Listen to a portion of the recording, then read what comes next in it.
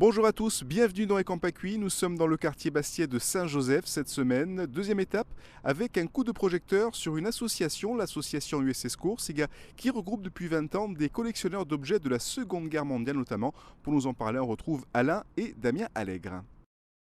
RCFM Ecampacui.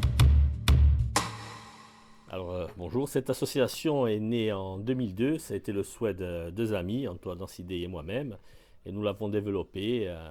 Elle a été faite pour faire découvrir l'histoire de la libération de la Corse, en particulier aux élèves, aux gens, tout simplement aux passants. Voilà. C'était quelque chose qui n'existait pas, et on a lancé le concept. Maintenant, il y a des gens qui suivent. Alors le but, nous déjà, c'était de rassembler les collectionneurs qui étaient un peu dispatchés tout autour de Bastia et aux alentours, et les fédérer pour qu'on puisse présenter des expositions, du matériel en commun, qu'on ne reste pas chacun dans notre coin et faire connaître en même temps notre passion.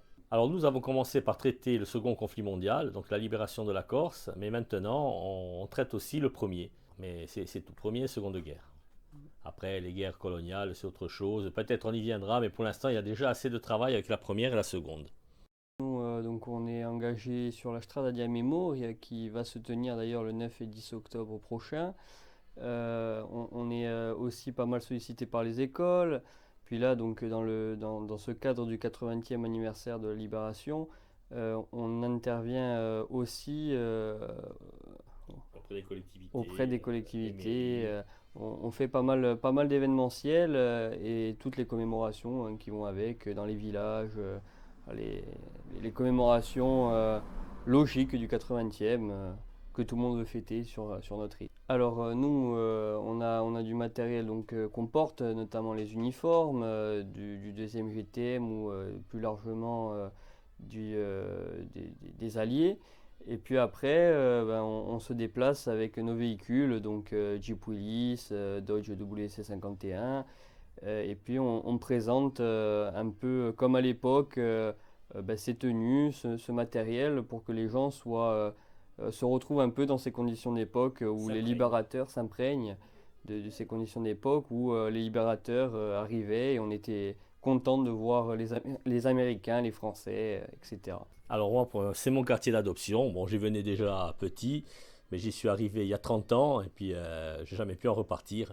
C'est un quartier qui est très attachant, qui était vivant. Maintenant, il est un petit peu moins. On est malheureusement un petit peu oublié. Mais il revit pour la Saint-Joseph. C'est assez exceptionnel de voir ça parce que c'est le seul quartier qui a une telle fête et qui rassemble autant de monde en une journée. Voilà, donc on y déguste les Panzarotti, mais surtout le quartier, il ne faut pas oublier aussi les chargés d'histoire. Hein. C'est quand même le quartier où est né le célèbre ténor Bastiais César Vezzani, entre autres. On a le lavoir de Figadio, là, qui est sur Saint-Joseph. On a les Panzarotti, on ne les citera pas, ils sont chez nous, entre autres.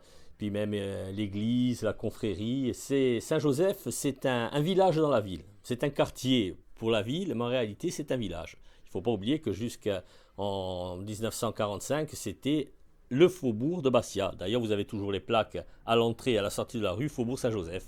Et demain, pour notre troisième étape d'Ecampacui dans le quartier de Saint-Joseph à Bastia, nous serons avec l'une de ses habitantes, Evelyne Mar et Adoumane. RCFM Ecampacui.